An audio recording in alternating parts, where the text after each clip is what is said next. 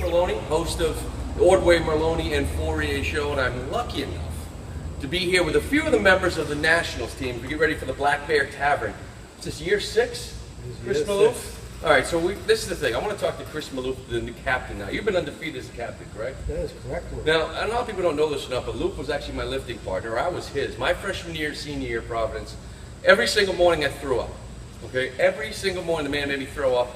But he put some weight on me, which was nice. So that was kind of exciting. But I want to know about this Nationals team. That's why I'm here. I want to get to know. I want to get inside of you guys.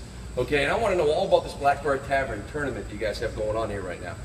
So I want to know, is this Nationals team, are they as gritty as some of our Providence college baseball teams? Well, first of all, Lou, thanks for joining us today. It's a real honor to have you here with us. And I would say that the Nationals team is extremely dynamic and gritty, and we would make the movie True Grit put to shame. And I think that we have heart of a champion, and that's why we won 3 years in a row, and we're looking for our 4th.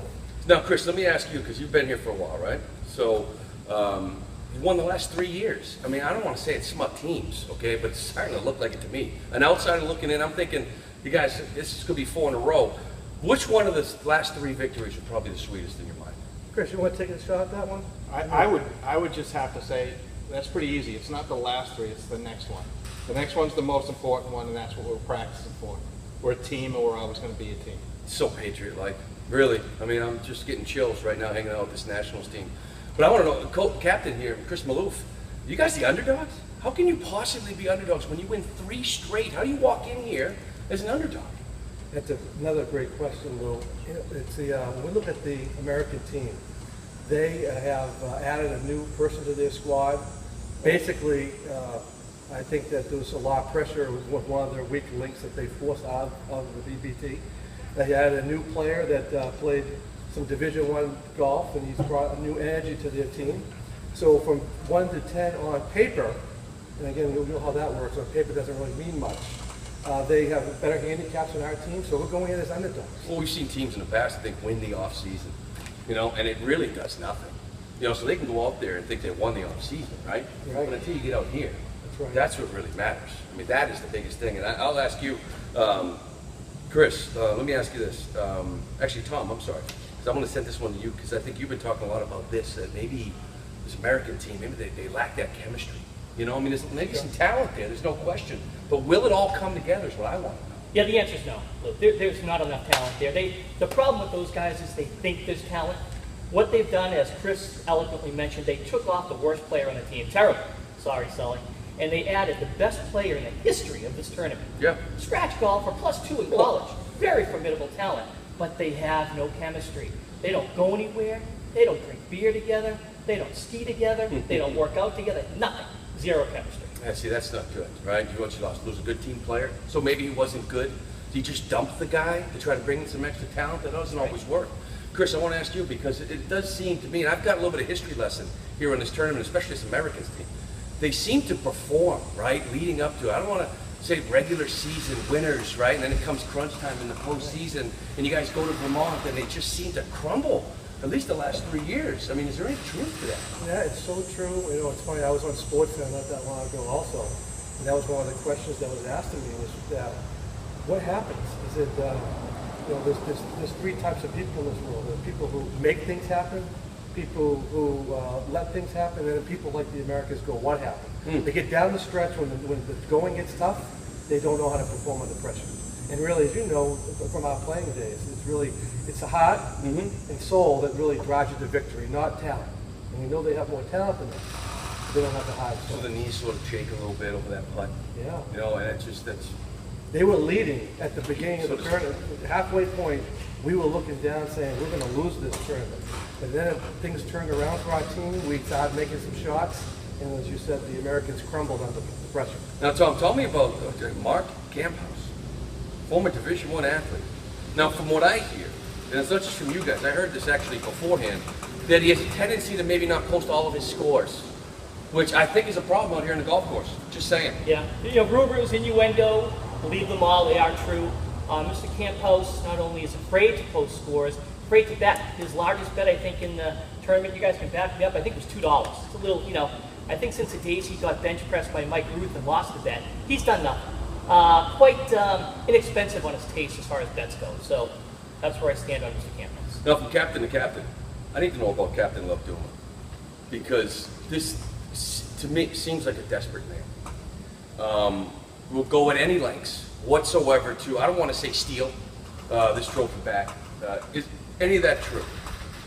You know, there has been some speculation that Captain Love Duma, who I've known for a long time now, will probably put a lot of pressure on some of his weak links within his organizations, put gag orders on some players. And there is speculation that he actually called one of the players and told them not to come back so they could add this additional player to their squad. I know that behind the scenes he's tried to maybe like almost like Steinbrenner buy his way to a championship, and I don't think that's how you win championships. I don't think it is at all. And you know, I'm sitting here, Tom, and I'm looking at the three of you, right? And right away I see athletes, just pure and simple. I see athletes. I see guys that are fit.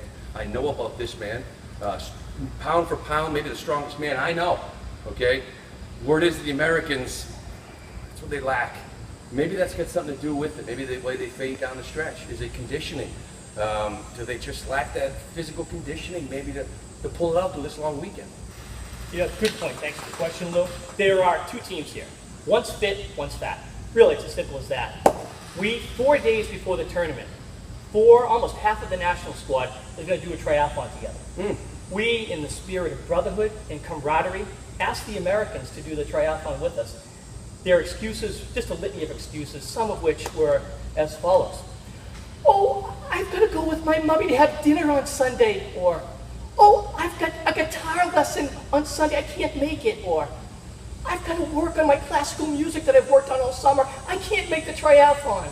You see where we're coming from here. Yeah. Tough crowd. No, it's a tough crowd. I mean, conditioning is part of it. To me, that shows commitment. You know, and maybe there's a lack of commitment. Maybe we're starting to read into some of the faults that this American team has had the last few years. Chris, let me ask you, the addition of Dwayne Renfro, former college stand-up, actually, Podunk University in Texas. He's added to this thing. The 60, 70, 80 handicapper guy is gone. How do you feel about the upcoming matches? I think this is more of a national trait, Lou. I think we actually invite that challenge. I think the true meaning of the heart of the champion is to go after that guy. And I actually look at Dwayne being added as an advantage to us. Because we saw that added, we started working harder than we ever did. If you look back at, let's say, 3 or 4 of the guys on the Americans team, their handicaps have all gone up in the last year. Every single one of the guys on the Nats, their handicaps have gone down. We've just taken the challenge to another level. All right, now Tom, I want to ask you about Mark Resnick, because if you've heard me on the radio before, sometimes you can get angry. We start talking about Farrell, we start talking about bullpen, Barnes, Ziegler, don't get me going. I don't want to talk about pinch hitters. I don't want to get excited about that. That's not what this is about. But Mark Resnick, from what I understand, has a little bit of anger inside himself, right? The last few years haven't gone well for the Americans, let's face it. But I don't want him to pull a Hulk solo, right? Show some class. Is he having some meltdowns? Yes, he has meltdowns on a daily basis. We actually had tried to, again in the spirit of brotherhood, offer psychiatric help to Mr. Resnick. As the national squad, we're all going to pay for it. His team leader and captain, Love Duma, just said we can't do that. But he is like a kettle waiting to burn over. It's very tough to deal with him sometimes. He's calling us out on handicaps, yet our handicaps have gone down, theirs have gone up. So I'm not, Mr. Resnick, he may need psychological help after this is over. Yeah, I mean, listen, you know, I'm sitting here talking to this Nationals team, and I see class. I see athletes, I see winners. You know, and in my mind, I don't even know how this is going to be even a match. I think this thing is over by maybe Sunday, but I want to wish each of you guys any luck. One final word, maybe for the Americans? I just got to thank Captain Maloof. He's kept this team together. When I passed on the captainship, I think we were going in the right direction, but Captain Maloof has just taken it to another level and is going to bring us to our 4th title. Yeah, I'd say in the words of the estimable Barstool Sports, when Saturday for the boys, Friday's for the Nats. We will take it home. You know, one thing I'd rather note, our founder of our BBT Open unfortunately couldn't make it today. He actually had some practice in the golf course to do so we can get ready for this event. Paul McCauley. We thank him for running our BBT Open. Maybe put a few words that Mr. McCauley would say is that the Nats of Champions is really the heart of the line. Well, there it is. We're here at Walpole Country Club live, I may add. Wishing good sportsmanship, if I could. See, I'm not going to be there. I want everybody to just get along. Competition, I know what brings it out. But again, Americans, I see some winners here. I see some winners. So good. I want to wish each and every one of you guys good luck up there in Vermont. Take care of business.